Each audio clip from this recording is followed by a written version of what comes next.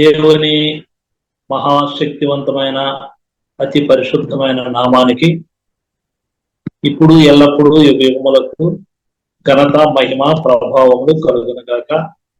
మరి ఈ Zoom meeting లో పాల్గొన్న దైవజనులకు, సోదరులకు, సోదరులకు అందరికీ కూడా నా హృదయపూర్వకమైనటువంటి అభినందనలు, దీవెనలు.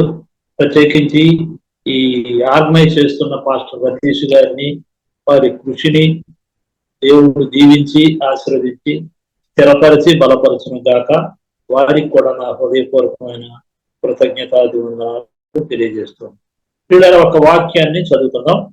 యోహాను సువార్త 10వ అధ్యాయము 11వ వచనం నుండి 16వ వచనం వరకు నేను చదువుతాను.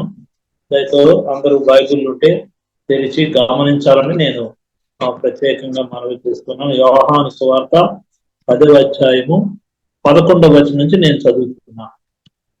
నేను గొర్రెలకు మంచి కాపరిని. మంచి కాపరి గొర్రెల కొరకు తన ప్రాణము పెట్టును. జీతగాడు గొర్రెల కాపరి కాడు. కనుక గొర్రెలు తనవి కానందున తోడేలు వచ్చుట చూచి గొర్రెలను విడిచిపెట్టి పారిపోవును. తోడేలు ఆ గొర్రెలను పట్టి చెదరగొట్టును. జీతగాడు జీతగాడే గనుక గొర్రెలను గూర్చి లక్ష్యము చేయక పారిపోవును. నేను గొర్రెల మంచి కాపరిని. తండ్రి నన్ను ఎలాగున ఎరుగును, నేను తండ్రిని ఎలాగూ ఎరుగుదునో అలాగే నేను నా గొర్రెలను ఎరుగుదును, నా గొర్రెలు నన్ను ఎరుగును మరియు నా గొర్రెల కొరకు నా ప్రాణము పెట్టుచున్నాను. 15వ వచనం వరకు దేవుడి మాటలను దీవించి ఆశీర్వదించును గాక. ప్రియులారా, ఈ దినాన్ని పరిశుద్ధాత్మ దేవుడు నాకు ప్రేరేపించినటువంటి విషయం ఏంటంటే, కాపరి అనే ఒక అంశాన్ని తీసుకొని, ఒక టాపిక్ తీసుకొని కొన్ని సత్యాలు పరిశుద్ధాత్మ దేవుడు బయలుపరిచినవి మీ అందరితో పంచుకునే కృప దీనుడినైన నాకు ఆ పరమ తండ్రి అనుగ్రహించాడు. చాలా సంతోషం.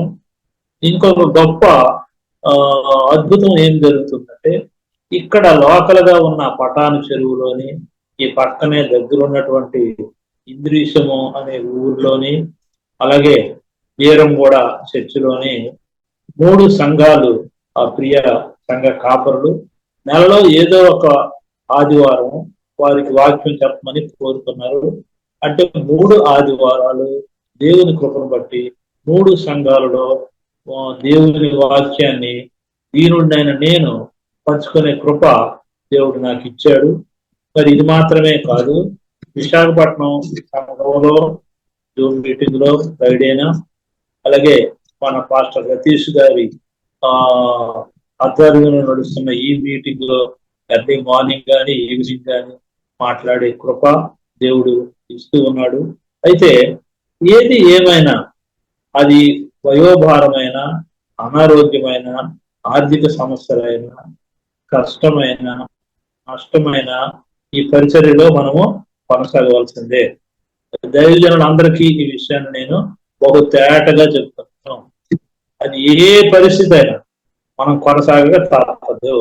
ఎందుకంటే మనల్ని పిలిచిన వాడు నమ్మదగిన వాడు కనుక ఆ నమ్మకమైన సృష్టికర్తకు నమ్మకమైన సాక్షులుగా మనము ఉండాలని ప్రభువు నామాన్ని బట్టి మిమ్మల్ని నేను కోరుతున్నాను. ఈ దినాన్ని చూద్దాము. దీనిలో కొన్ని సత్యాలు మనము చూద్దాం. ఇక్కడ ప్రభువు వారే స్వయంగా చెప్తున్న మాట ఏంటంటే, నేను గొర్రెలకు మంచి కాపరిని. నేను గొర్రెలకు కాపరిని అనలేదు, జాగ్రత్తగా గమనించండి. నేను గొర్రెలకు మంచి కాపరిని. ఈ రోజుల్లో మనం గొర్రెలు కాస్తున్న గొర్రెల కాపరిని చూస్తాం. ఏ ఒక్కరైనా మంచి కాపరని చెప్తారా? నేను మంచి కాపరిని ఎవరైనా చెప్తారు? ఎప్పుడైనా చూసారా? ఎప్పుడైనా విన్నారా? ఏ మానవుడు కూడా ఆ మాట చెప్పలేడు.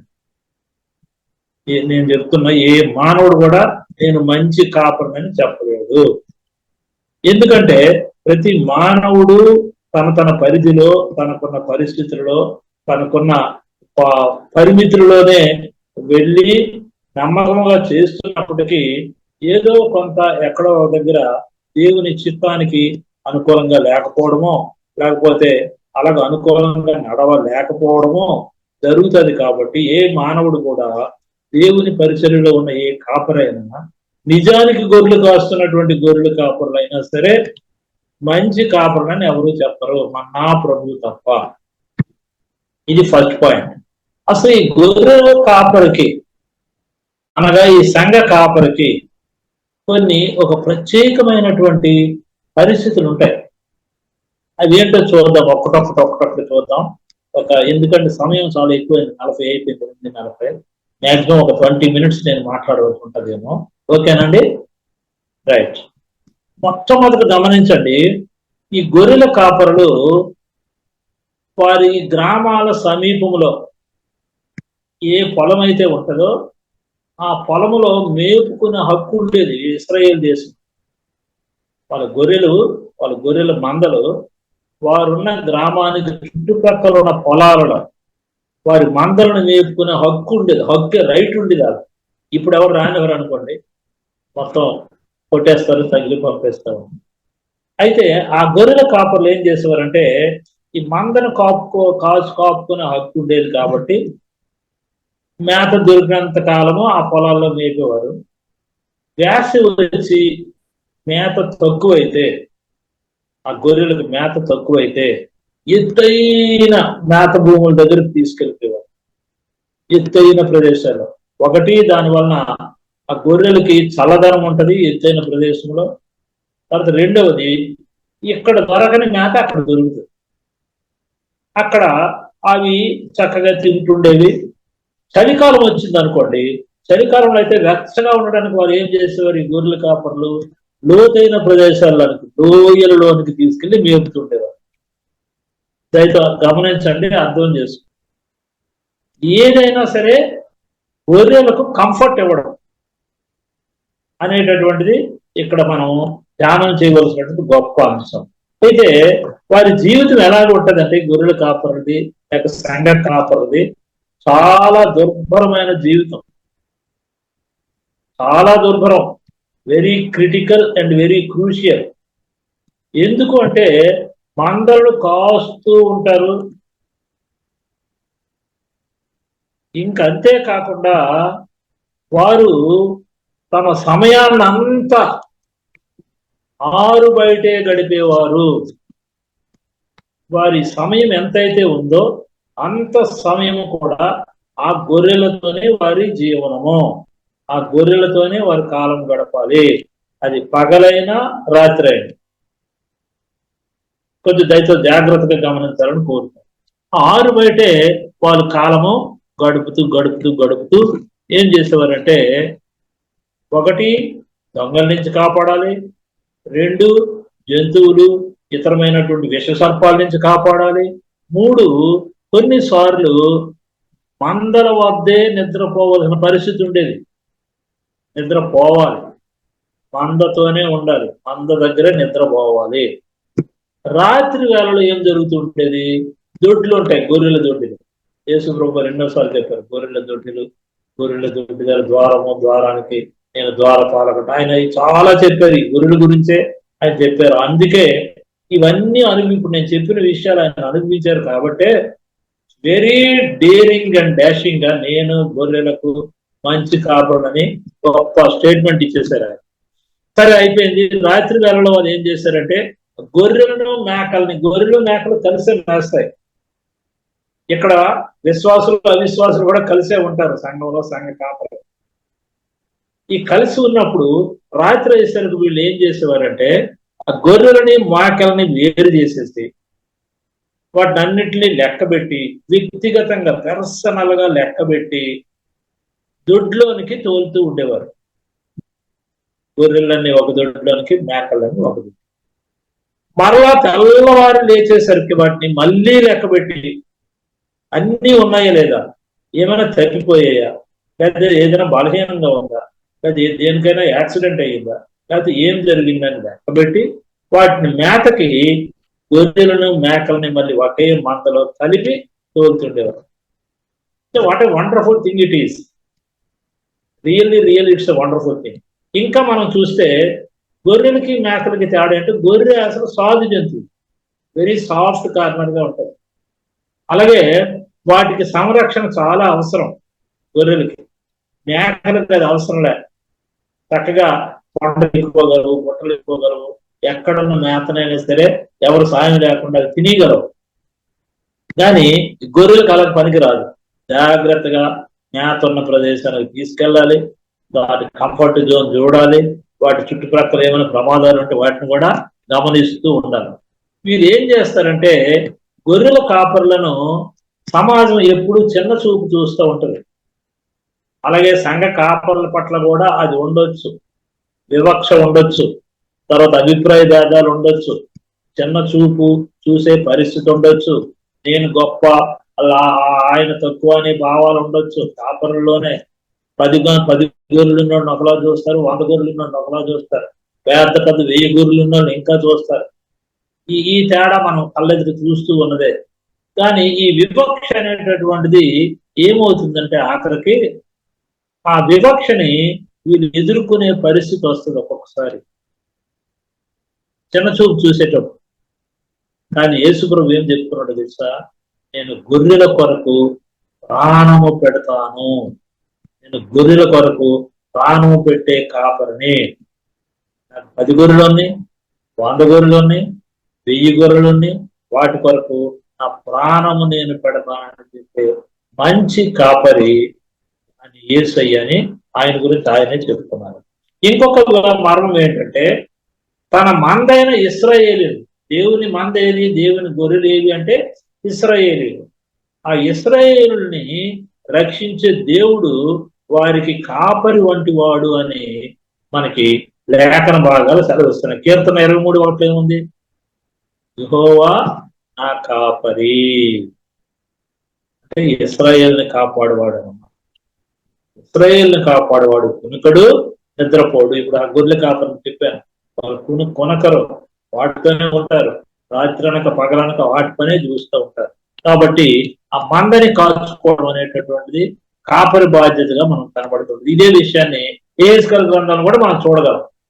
ఇప్పుడు సంక్షిప్తంగా ఇన్ బ్రీఫ్ మనం ఈ గొర్రెలు, వాటి లక్షణాలు, గొర్రెల కాపరి అతని శ్రమలు, గొర్రెల కాపరి ఆయన పరిస్థితులు మనం చూసాం.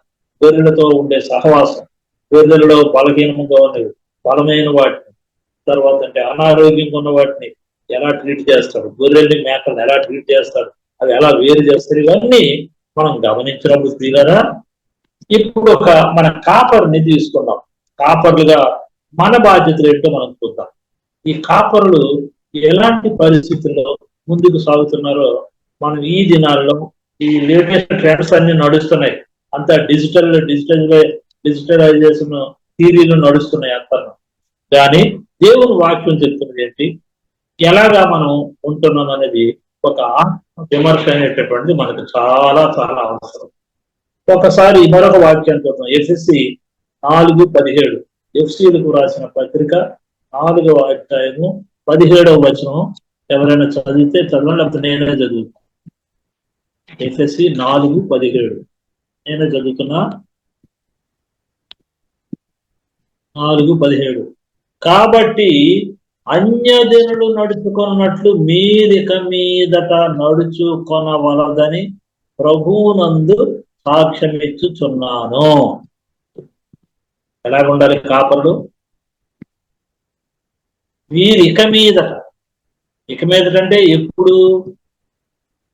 సంఘ కాపరిగా దేవుడు పిలిచిన తరువాత, సంఘాన్ని కాపలా కాస్తున్న తరువాత, సంఘానికి మీరు మా మందని మేపుతున్న తరువాత, ఈ క్షణమే ఇక మీదట అంటే అది జరిగిన మరుసటి క్షణమే మీరు ఇక మీదట అన్యులు నడుచుకున్నట్లు నడుచుకొనవలదు, ప్రభునందు మీకు సాక్ష్యం ఇచ్చుచున్నాను. వారు ఎలా నడుస్తారు? అంధకారమైన మనస్సు గలవారు వాళ్ళు. అంధకారమైన మన 18వ వచనంలో తమ హృదయ కాఠిన్యం వలన తమలో ఉన్న అజ్ఞానం చేత దేవుని వలన కలుగు జీవములో నుండి వేరుపరచబడిన వారే తన మనస్సునకు కలిగిన వ్యర్థత అనుసరించి నడుచుకొనుచున్నారు. They are walking according to their will. They are not walking according to the spirit, they are walking according to will and pressure. అది వ్యర్థత వైపు నడిపిస్తుంది, ఉపయోగం వైపు నడిపించదు. కాబట్టి ఈ సత్యాన్ని మనం గమనిస్తే ఈఎం బౌన్స్ అనేటటువంటి గొప్ప రచయిత ఏం చెప్పాడంటే, సంఘము మెరుగైన పద్ధతుల కొరకు ఎదురు చూస్తుందట. సంఘం ఎప్పుడు ఏం చేస్తుందంటే లేటెస్ట్ ట్రెండ్స్, మెరుగైన పద్ధతుల కోసం చూస్తూ ఉంటది. దేవుడు ఏం చూస్తాడు? మెరుగైన వ్యక్తుల కొరకు ఎదురు చూస్తాడు దేవుడు. హల్లెలూయా.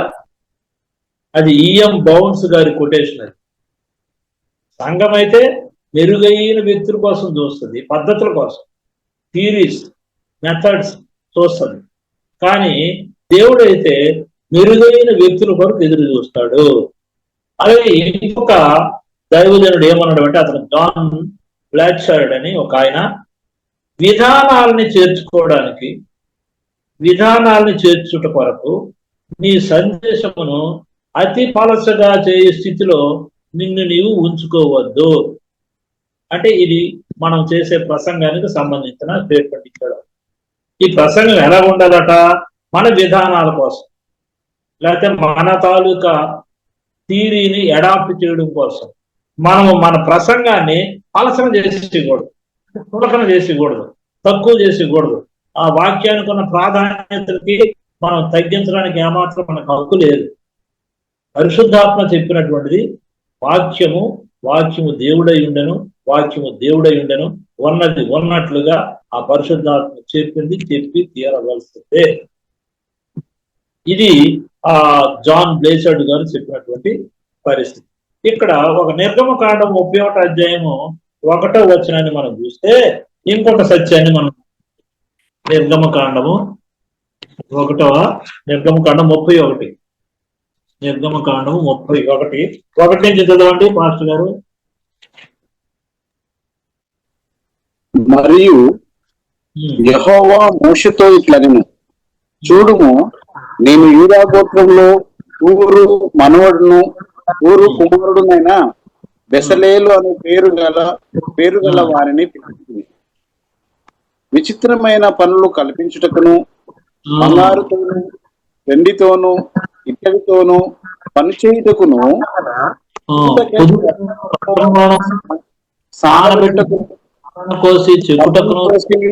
చెక్కుటకును, సమస్త విధములైన పనులు చేయుటకును,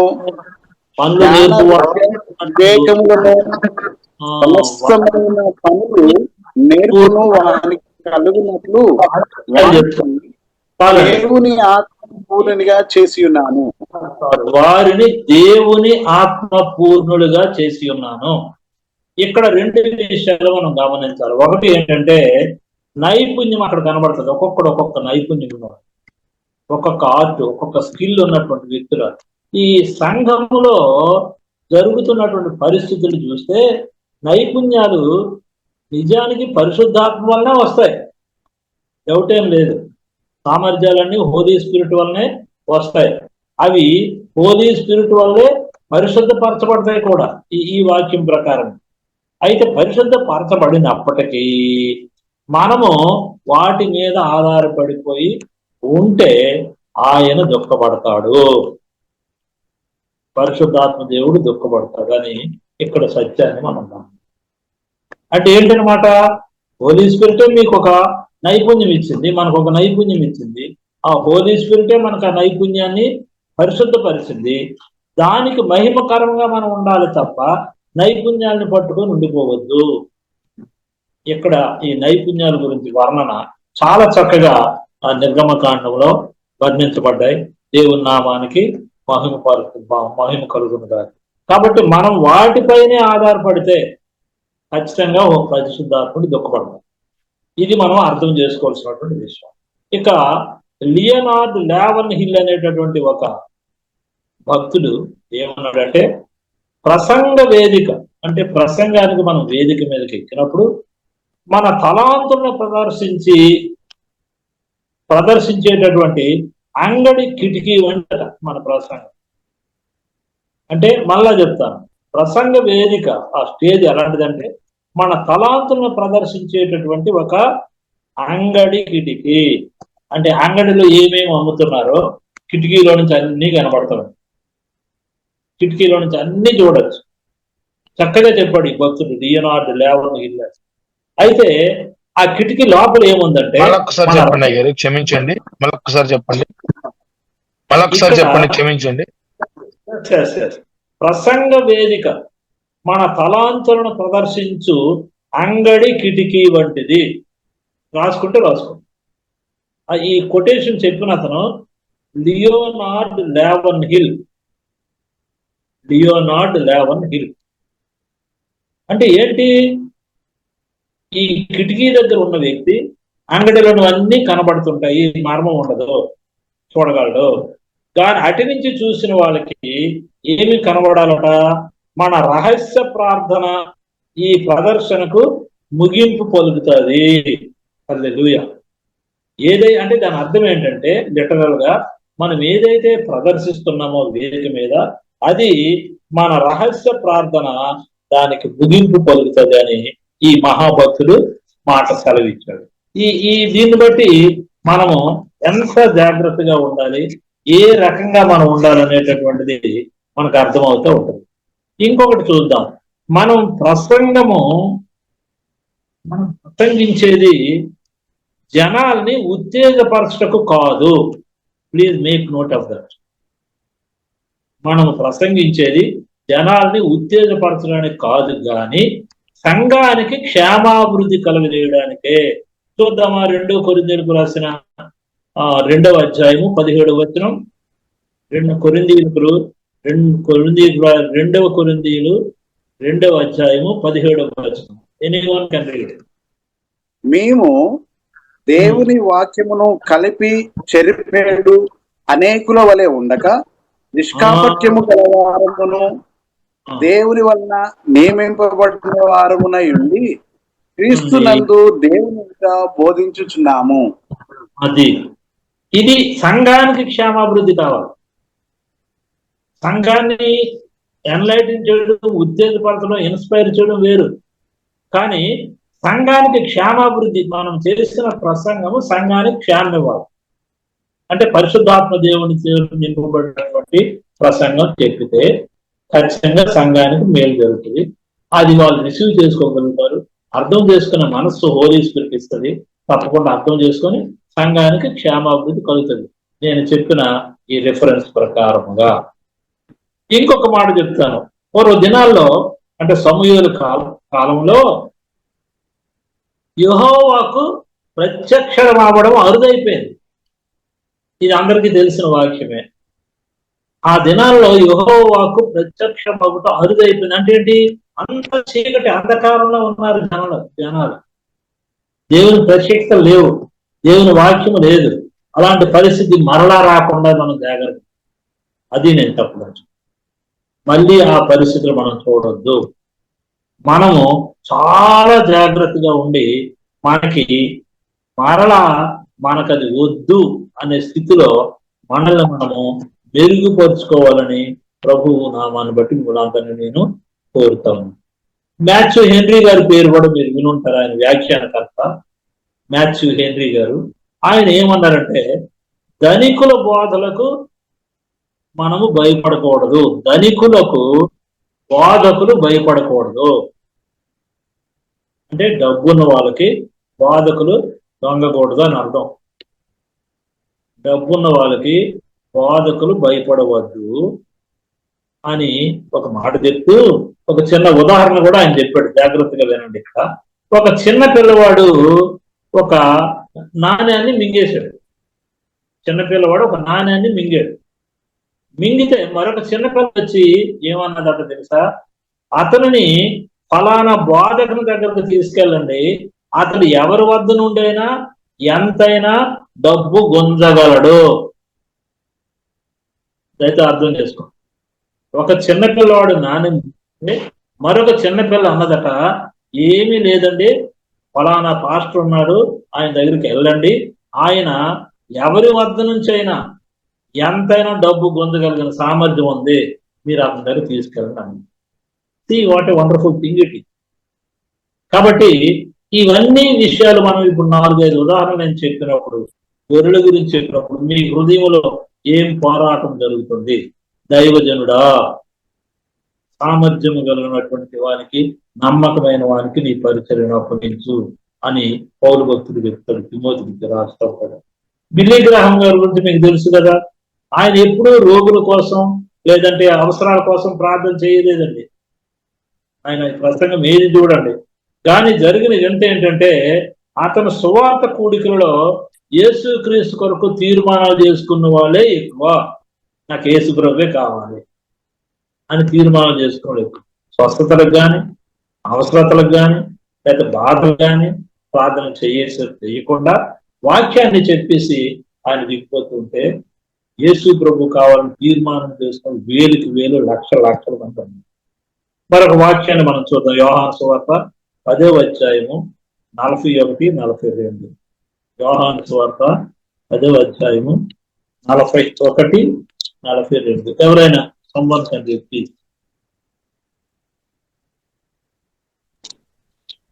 ఓకే.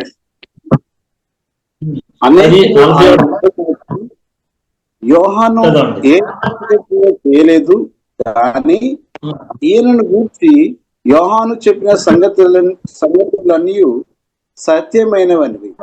అక్కడ అనేకులు ఆయన యందు విశ్వాసం ఉంటుంది. ఇక్కడ యోహాను ఏ సూచక్రియ